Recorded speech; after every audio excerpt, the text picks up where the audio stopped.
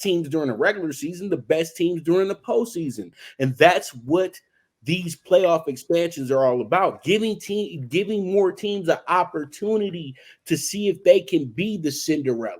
And I think that's absolutely amazing. Your thoughts? Yeah, baseball, it used to be, which the teams with the highest payroll were the ones in the ALCS, NLCS, and the World Series winners. But now in today's era, it's who gets hot at the right time. We talk about the Marlins' historic runs, not once but twice. We talk about the Nationals, who beat the Astros and never won a home game during that World Series run. The Red Sox have won World Series by getting hot at the right time. So the MLB has been tinkering with the playoff format. Before this year, they had the quote unquote play-in game where win and you move on to the next round of the playoffs. They expanded this year, but going back to the regular season finales, I think it was a 6-16 finish by the Cubs. It was Suzuki that eventually got the Arizona Diamondbacks into the playoffs. Now, before the start of the playoffs, on our ECSI VIP alert, when we gave out the Diamondbacks to beat the Brewers, in quotations, I says, I think Arizona could be last year Phillies team, who a botched play at first base against the Cardinals in the play-in game allowed them to score 4 runs and go on that historic run to get to Game 6 of the World Series. So you got a Diamondback team that beats the Brewers 2-0 on the road. Then they sweep your Dodgers 3-0 and won the first 2 games on the road. So what do they do against the Phillies? They lose the first 2 games on the road. Everyone knew the series was over, but they found a way to win 2 out of 3 at home. And then, of course, we knew the series was over Game 6 or Game 7. Even Mad Dog Russo says, if the Diamondbacks win Game 6 and Game 7, I will retire, because he was assuming the Phillies were going to win. Well, guess what? Phillies are in. Now, Rangers. Don't forget, during spring training and the offseason, they brought in DeGrom. They brought in Evaldi. They were spending money. We know they have Corey Seager. We know they have some bats. Well, DeGrom gets hurt. So what do? Well, we'll bring in Max Scherzer. He gets hurt. It was the Cardinals that gift-wrapped Jordan Montgomery.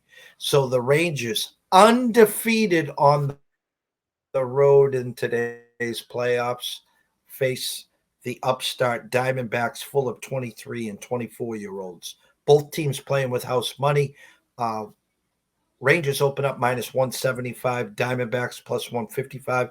There's a bunch of ECSI VIPs that have futures in Arizona, that have futures in the Rangers, that have a free World Series here, 15-1, 20-1, 25-1. It's going to be a hell of a series. I think the D-backs get a split at worst in Texas, and then in comes the Road Warriors, Texas. They'll take 2 out of 3 in Arizona. It will get back to Texas. Can Arizona win the last 2 like they did on the road? It's going to be a hell of a series, Pops. Well, you know what? The funny thing is, I do my series prices all the time, and you know what? I was just being cute, and I said, you know what, Diamondbacks, man, let's just go ahead and chase some plus money real quick, because I'm gonna have to overspend on the Astros. No problem. You know what I mean? I was just doing that because I said, you know what, show the NL West some love. And you know what? If you beat the Dodgers, a lot of times you get to the World Series. That's been the last 10 years. Is if you get through the Dodgers, you get to the World Series. And I was like, you know what? Let's just have some fun with it. And when they lost those first 2 games, I was just like everybody else, it's over. It's a wrap. They'll wrap them up. But I said, you know what? These guys are pretty tricky when they came back in Game 4. But then I said, you know what? The Phillies just need to win 1 in Arizona anyway. Get back home. Take care of them in 6. We move on. And then I looked up in the 3rd inning, Game 6. Diamondbacks up 5-1. And I told myself then, they're about to win this series, because they literally have broken the Phillies. They figured it out. They figured out everything they needed to figure out in 5 games. And so now they think they're going to push their best pitchers upon them, and they got something for that ass. And that's exactly what happened. So I just say this: Corbin Carroll, superstar. And see, these are the stars that we need for baseball to get back to being a great game. You need the Corbin Carrolls, you need the Ketel Martes, you need the Corey Seagers, the Marcus Simeons, all these guys that are this new, fresh, young blood. And then I look at the Dodgers and I say, you stupid MFers, you. Corey Seager had to be signed. Y'all came up with every excuse in the book not to sign him. But you're going to give Mookie $350 million for 13 years to go 0 for 30 in the playoffs the last 2 years. Okay, but we'll go ahead and let the World Series MVP walk down the street. All right, yeah, we're smart. The Dodgers, you're cutting edge. Okay, and now you're still trying to make up for it. You know, Gavin Lux is not better than Corey Seager. Cut it out. And to keep it real with you, I love James Outman, but he's not better than Cody Bellinger. So the Dodgers, you look real stupid right now, not keeping your chemistry together. But it's not about you right now. It's about these two teams. And I feel like this is the best type of World Series for us to get because you can pick a side. You truly can. And I really do like Arizona going in because I like the first weekend of the season when I saw them play against the Dodgers. I said to myself, they playing baseball the way baseball is supposed to be played. They're not playing with a robot as the manager over here. They playing 1980s, 1990s entertaining baseball. You know what I mean? Speed at the top, power in the middle, great bullpen. All the simple stuff. Just make it easy on yourself. Let's stop overthinking this thing and just go play baseball. And that's why they're in the position that they're in now. The Texas Rangers are in position because they spent their money. And you didn't mention them, but John Gray has been a very vital part to the rotation. Because when DeGrom first went out, John Gray was the most consistent pitcher on the roster. And then you bring in the Montgomerys, and then Scherzer comes. You know, Evaldi was even having issues, but John Gray, come on. We all got to give John Gray props because he played for Colorado, of all places. And they gave him no support most times when he pitched. You know what I mean? But he was always a good plus 250 pitcher, though. I'll tell you that. You know that, too. John Gray has always been a good underdog pitcher. So, all in all, I really do like the number that I see here on the Diamondbacks. I'm going to go ahead and take the Diamondbacks with the plus 160, Jeff. They gave me plus 160 last time. I'm going to take it again. Hopefully, they go ahead and win this series in 7. That's where I have them winning it at. In 7, in Arlington, in a very exciting game. Where are you going? You said Rangers, right? Well, I haven't gone anywhere. Like I says, we have the World Series covered. We gave out some Texas early in the year. We got some great numbers when they were faltering, and we circled back and got some D-backs. Like I said, I've had a lot of clients reach out to me with like plus 2,800 on Texas, plus 1,500 on Diamondbacks. So we got it covered here. I'm going to do my full analysis overnight tonight. I wanted to just add this, and because we'll be talking throughout the year as we always do. I talked about this at length about the Padres at the All-Star break. Could have been sellers. Could have got a king's ransom for Josh Hader. Could have got a king's ransom for Snell.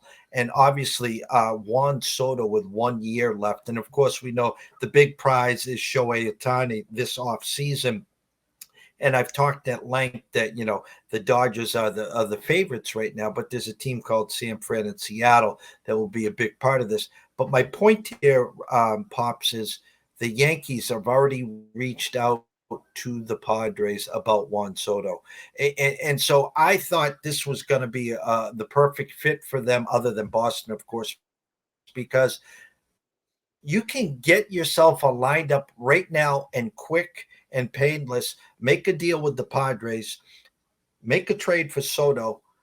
He's got 1 year left. Give him that extension. Think of Yankee Stadium, short porch. He looks perfect in pinstripes, the whole 9 yards.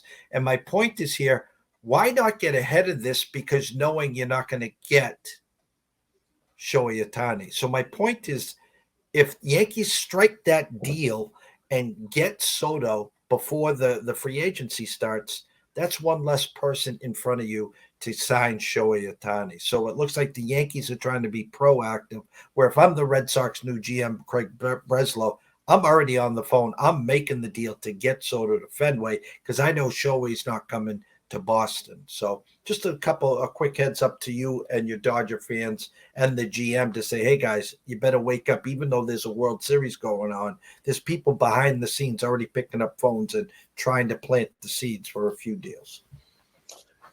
Jeff, you already know Freeman and them. They're happy with the attendance being up and the Dodgers winning 100 games. The attendance is up, so that's what it's all about: is attendance being up. And you know that we have a motto here. We wait till next. What did they say in Brooklyn? Wait till next year. Yeah, that's the motto in LA. So we live by that motto. You know what I mean? That's why I always tell everybody, when you want to get ripping on the Dodgers, what are you telling me? They've been losing for the last 200 years. But you know what I mean? You're not telling me anything new. You want to go back to Brooklyn and see how many times they lost? You know what I mean? Like, seriously. Like, the Dodgers, they're going to always put together great teams. But are they really serious about winning World Series? That's my biggest question nowadays. You know what I mean?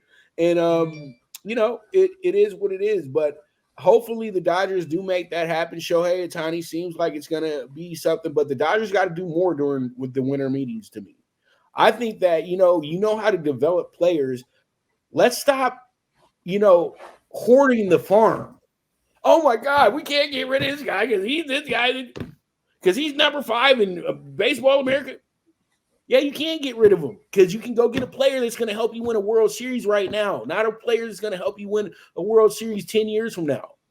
Come on, man. You have the farm for a reason. And if you're a top-tier echelon team, you might have to Yankee yourself real quick and get rid of those guys and let them have careers somewhere else, because the Dodgers have done well by guys giving them careers somewhere else.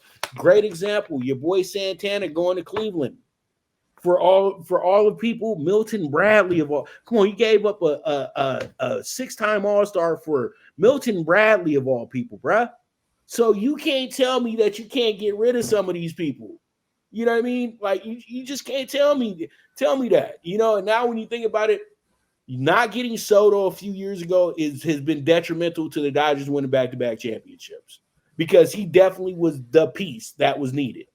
Because when Mookie and them can't pick up the slack, he would have picked up the slack. And he would have made life a lot more easier for Mookie and Freddie if you have him in the third hole, not Max Muncy. Mr. 192, 36 home runs. Okay, hello, Adam Dunn. You know what I mean? Like, dude, just be funny, man. And then you got a great catcher, Will Allen, and Chili Willie. But, just don't get me started, Jeff. We gonna do what we gonna do, okay? It's all about the Diamondbacks and the Rangers right now. And I know your Red Sox, they're smart. They know it's a cold war with the Yankees, because this is a damn joke that the American League looks like right now without either one of y'all. You know that. Come on, we got Tampa Bay and Toronto and Baltimore representing the East, and they all got cooked. Not one won a game. Like, geez Louise, that ain't happening to the Yankees and the Red Sox, bro, at all. You know what I mean? That's not happening in the Bronx. That's not happening at Fenway. You know what I mean? But we will see. Let's get into